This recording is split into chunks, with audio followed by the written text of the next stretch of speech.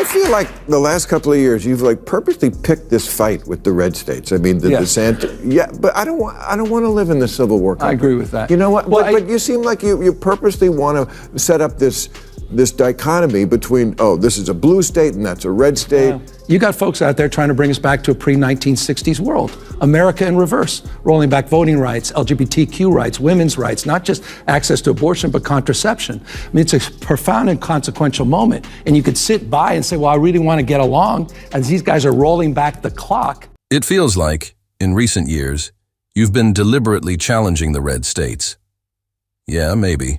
But I'm not trying to live through another civil war. I get that. But it also seems like you're framing everything as a red versus blue fight. And meanwhile, there are real efforts out there to drag us back before the 1960s. We're talking about attacks on voting rights, LGBTQ+ rights, women's rights, not just abortion, but even access to contraception. Exactly. This is a critical moment. Some folks want to keep the peace and avoid conflict. But the truth is, there are people actively trying to rewind history, and we can't just sit quietly and let that happen. The governor gave this creepy speech where he was talking about speculators coming in and talking about what to do with the land of all these homes that have been burnt down. We're dealing with a myriad of issues. I was just talking to Josh Green, the governor down in Hawaii, who had some ideas around some land use concerns he has around speculators coming in, buying up properties. While it's still only 6% contained, and he did this little dance. The governor gave this really unsettling speech. He started talking about speculators already eyeing the land where homes just burned to the ground. Meanwhile, we're still dealing with a crisis on so many fronts. I actually spoke with Governor Josh Green in Hawaii. He's deeply concerned about land use. He mentioned speculators moving in to buy property while the fire's barely 6% contained. And then, strangely, he broke into this kind of performative gesture that felt off, considering the gravity of the situation. You'd be good at the job. Not this year, we know. No, I know. But he said, I don't think he could win. I don't think he could win. He's too progressive coming from this state and what he's done in this state to win in any southern state, any red state. I disagreed, but no, this is a progressive African-American owned station, and I'm sure they like you, but he doesn't think you can win. What do you say to that if you could win look at the swing states, there's only 8 of them. Right. He told me, you'd be great for the job, just not this year. I know. But then he added, I don't think you could win. You're too progressive.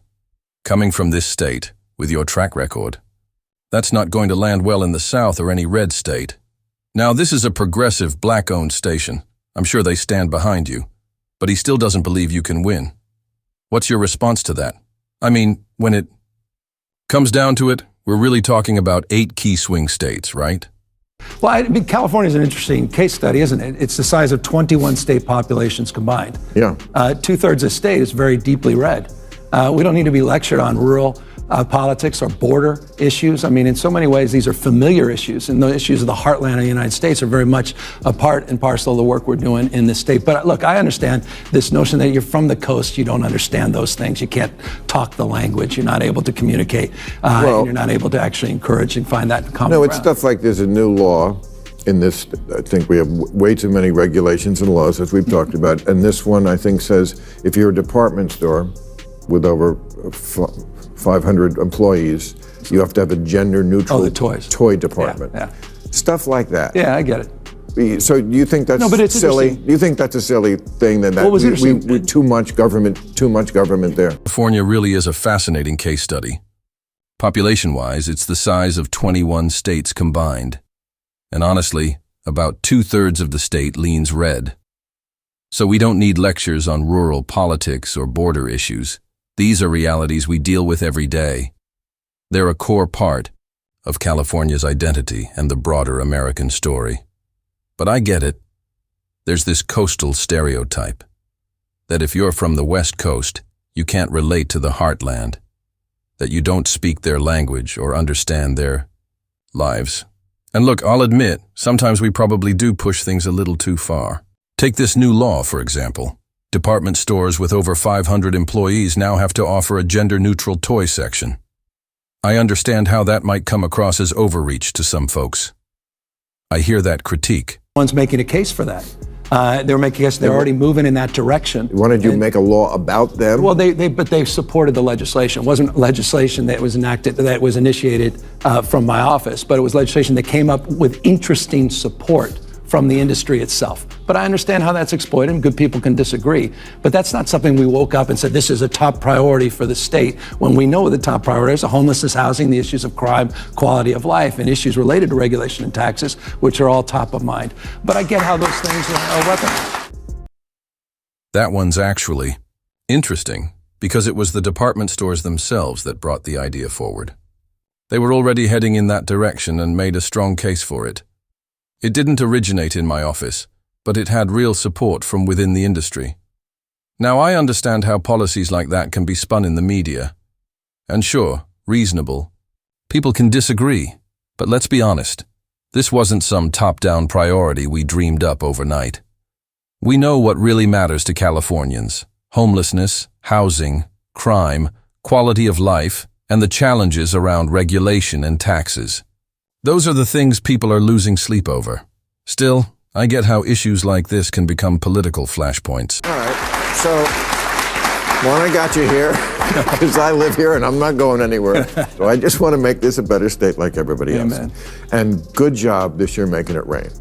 You're welcome. That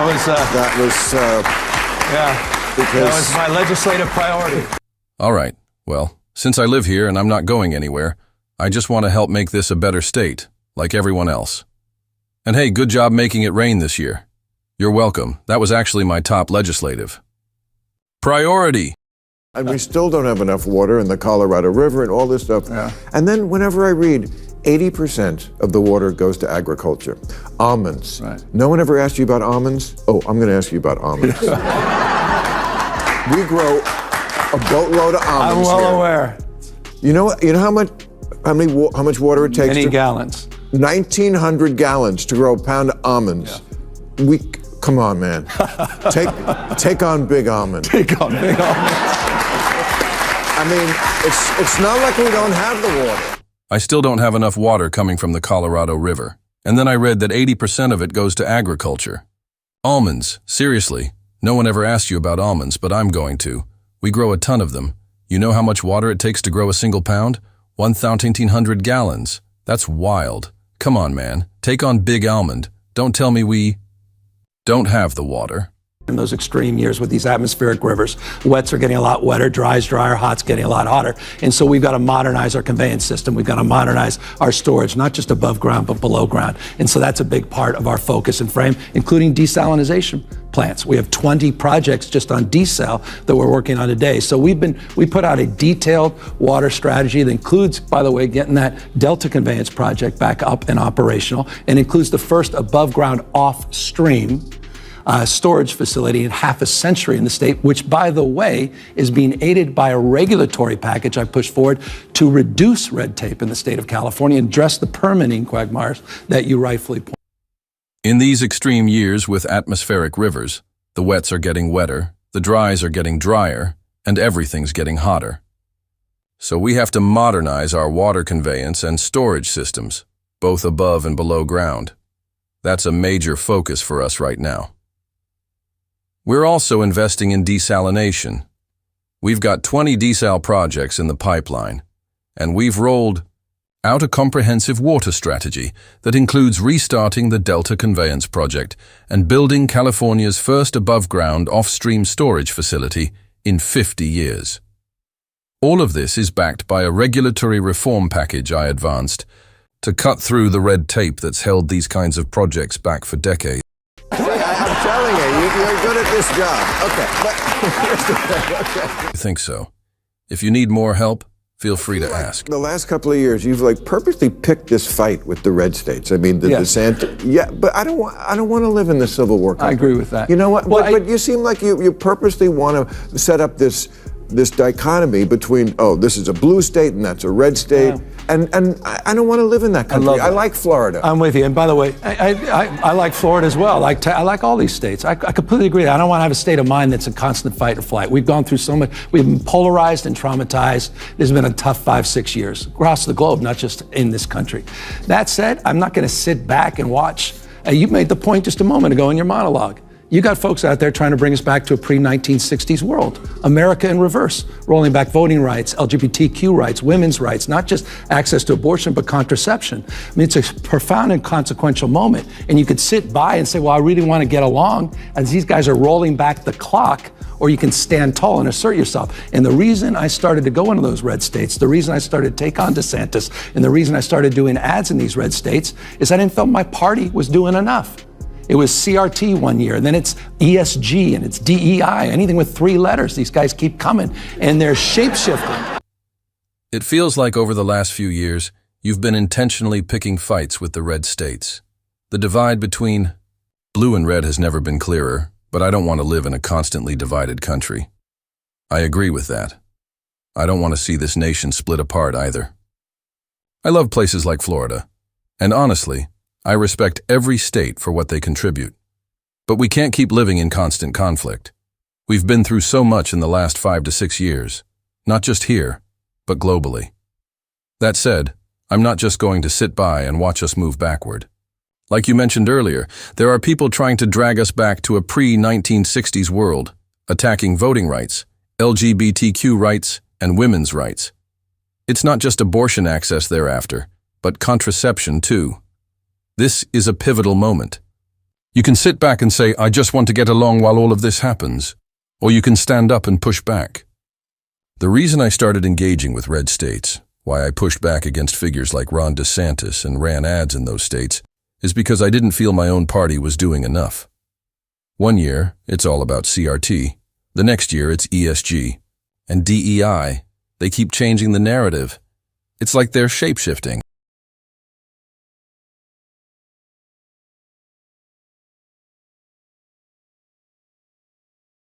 The governor gave this creepy speech where he was talking about speculators coming in and talking about what to do with the land of all these homes that have been burnt down. We're dealing with a myriad of issues. I was just talking to Josh Green, the governor down in Hawaii, who had some ideas around some land use concerns he has around speculators coming in, buying up properties. While it's still only 6% contained. And he did this little dance, like, I've been talking with the governor of Hawaii about what to do. We've got some ideas, a speculator, we're going to have some meetings. And the like. So we're already working with our legal teams to move those things forward, and we'll be presenting those in a matter of days, not just weeks. It's so creepy.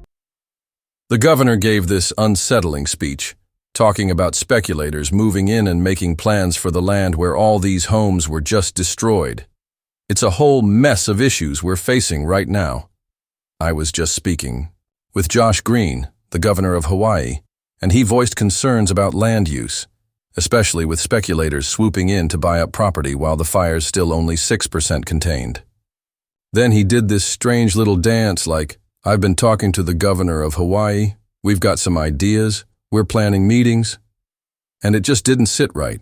It was like, we're already working with our legal teams to move things forward, and we'll be presenting plans in just days, not weeks.